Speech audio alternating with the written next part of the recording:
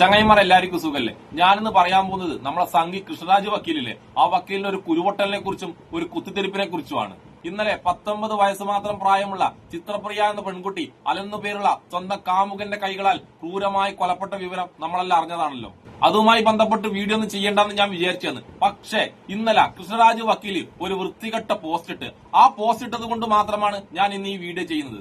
ശരിക്കും പറഞ്ഞാൽ ഈ കൃഷ്ണരാജ് വക്കീല് പൊട്ടനാണോ, പൊട്ടനെ പോലെ അഭിനയിക്കുന്നതാണോ എന്ന് എനിക്ക് സംശയം ഉണ്ടായിരുന്നു. പക്ഷെ എനിക്ക് ഇന്നലത്തോടെ മനസ്സിലായി, അയാൾ പൊട്ടനുമല്ല, പൊട്ടനെ പോലെ അഭിനയിക്കുന്നുമല്ല. അയാളുണ്ടല്ല കേരളത്തിലെ നമ്പർ 1 വർഗീയവാദിയാണ് ഈ കൃഷ്ണരാജ് വക്കീൽ എന്ന വേട്ടാവളിയൻ. അത് ഞാൻ പറയാൻ കാരണം എന്താ വെച്ചാല്, ഇന്നലെ ഈ മരണത്തിന്റെ ഒരു പോസ്റ്റ് വന്നപ്പോ ആ പോസ്റ്റിന്റെ താഴെ ഒരു സംഘി ഒരു കമന്റ് ഇട്ട്.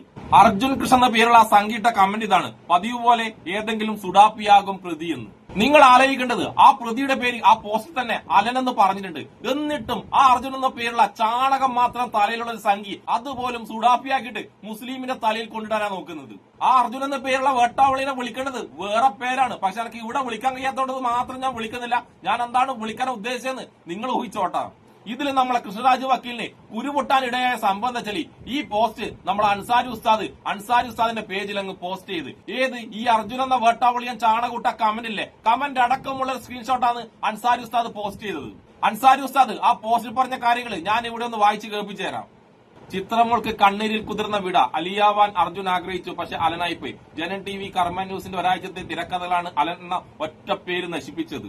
ആ പോസ്റ്റിൽ ആ അർജുൻ എന്ന സംഘിയില്ലേ, ആ സംഘിയുടെ കമന്റ് അടക്കം ഉസ്താദ് വെച്ചിട്ടുണ്ട് കേട്ടോ. പക്ഷെ നമ്മളെ വേട്ടാവളിന് കൃഷ്ണരാജ് വക്കീൽ എന്ത് ചെയ്ത്, ആ സംഘിയുടെ കമന്റ് അങ്ങ് കട്ട് ചെയ്തിട്ട് ഉസ്താദ് ബാക്കി പറഞ്ഞ കാര്യങ്ങൾ മാത്രം ഈ വക്കീലിന്റെ പേജിൽ അങ്ങ് പോസ്റ്റ് ചെയ്ത്.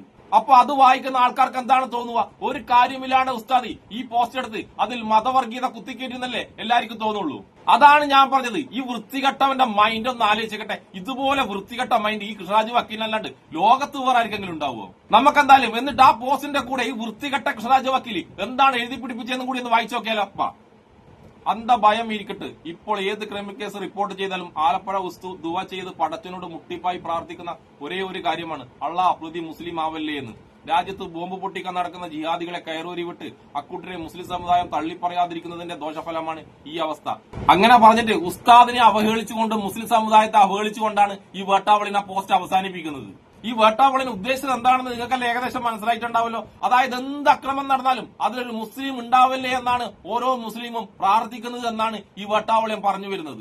എന്റെ കൃഷ്ണരാജൻ, ഞാൻ നിന്റെ കാര്യം ഒന്ന് പറയട്ടെ. നീ അടക്കുന്ന കുറെ സംഖ്യലുണ്ടല്ല, രാവിലെ എഴുന്നേക്കുമ്പോ എന്താ ചിന്തിക്കുന്ന അറിയാം, എന്തെങ്കിലും ഒരു വലിയൊരു അപകടം ഉണ്ടാവണം, ആ അപകടത്തിന്റെ പിന്നിൽ ഒരു മുസ്ലിം നാമധാരി ഉണ്ടാണെന്ന് മാത്രം പ്രാർത്ഥിച്ചുകൊണ്ടാണ് നിന്റെയൊക്കെ ഓരോരോ ദിവസവും ആരംഭിക്കുന്നതും ഓരോരോ ദിവസവും അവസാനിക്കുന്നതും. എന്തിന് ഉറക്കത്തെ പോലെ നീയൊക്കെ ചിന്തിക്കുന്നത് ഏതെങ്കിലും ഒരു മുസ്ലിമിന്റെ പേരിൽ എന്തെങ്കിലും ഒരു കുറ്റം കെട്ടിവെക്കാൻ വേണ്ടിയിട്ടാണ്. അതിന്റെ ഏറ്റവും വലിയ ഉദാഹരണമാണ് ആ അർജുൻ എന്ന വേട്ടാവളിനിട്ട കമന്റ്. ആ കമന്റ് അതുകൊണ്ട് മാത്രമാണ് ഉസ്താദിന്റെ പേജിൽ പോസ്റ്റ് ചെയ്തത്. അതായത് കൃഷ്ണരാജ് വക്കീലെ, ഈ ലോകത്ത് എന്ത് നടന്നാലും അതിന് പിന്നിൽ ഒരു മുസ്ലിം ഉണ്ടെങ്കിൽ മാത്രമേ നിന്നെ പോലത്തെ സംഖ്യകൾക്ക് പ്രതികരണ ശേഷി ഉണ്ടാവും. എന്നാൽ മാത്രമേ നീയൊക്കെ പ്രതികരിക്കൂ. ആ പ്രതി ഒരു ഹിന്ദു നാമധാരിയാണെങ്കിണ്ടല്ല, നീയൊക്കെ ഉറങ്ങും, ചത്ത പോലെ ഉറങ്ങും. സാധാരണ ക്രിസ്ത്യാനി ആണെങ്കിണ്ടല്ല, നമ്മള് വിശകല ടീച്ചറൊക്കെ ഉണർന്ന് പ്രവർത്തിക്കുന്നതാണ്. എന്താണെന്നറിയില്ല, എലക്ഷൻ ആയതുകൊണ്ടാണെന്ന് തോന്നുന്നു അലനെന്നുള്ള പേര് കേട്ടിട്ട് വിശകല ടീച്ചർക്കൊന്നും യാതൊരു കുഴപ്പമില്ല. എലക്ഷൻ അല്ലായിരുന്നെങ്കിൽ വിശകല പൊളിച്ചടുക്കിയനെ അല്ലേ വിശകല. പിന്നെ നമ്മളെ പ്രതീക്ഷ വിശ്വനാഥ് എന്താ ചെയ്യുന്ന അറിയാം, അലന്റെ പേര് മാറ്റിട്ട് അലനെ മുസ്ലിം ആക്കാനുള്ള ശ്രമത്തിന്റെ ഭാഗമായിട്ട് ഡൽഹിയിലേക്ക് പോയിട്ടാ ഉള്ളത് തോന്നും. ഒന്നും ഉണ്ടെന്ന് കേൾക്കുന്നില്ല. ഇനി നമുക്ക് വേറൊരു കാര്യം നോക്കാം. പ്രതിനെ അവിടെ വെക്കാം. ആ മരണപ്പെട്ട പെൺകുട്ടി ഒരു മുസ്ലിം ആണെങ്കിൽ ഈ സംഖ്യകൾ എന്തായിരിക്കും എഴുതി പിടിപ്പിക്കുക? അത് മദ്രസയിൽ പഠിച്ചതുകൊണ്ടാണ് ആ കുട്ടി ആ പാതിരാത്രിക്ക് ഇറങ്ങിപ്പോയത്. ആ മദ്രസയിൽ പഠിച്ചത് കൊണ്ട് മാത്രമാണ് ആ കുട്ടിക്ക് ഇത്രമാത്രം ദാരുണമായ സംഭവം നടന്നല്ലേ ഈ സംഖ്യകൾ എഴുതി പിടിപ്പിക്കുക. പക്ഷെ നിങ്ങൾ കണ്ട ഏതെങ്കിലും ഒരു മുസ്ലിമോ മുസ്ലിം പണ്ഡിതന്മാരോ ആ കുട്ടിക്കെതിരെ ഒരക്ഷരം മിണ്ടിട്ടുണ്ടാ? ആ മരണപ്പെട്ട കുട്ടിയെ അവഹേളിച്ചുകൊണ്ട് എന്തെങ്കിലും സംസാരിച്ച് നിങ്ങൾ കണ്ടിട്ടുണ്ടാ? എവിടെയും സംസാരിച്ചിട്ടില്ല. നിങ്ങൾക്ക് അങ്ങനെ കാണിച്ചു തരാനും പറ്റില്ല.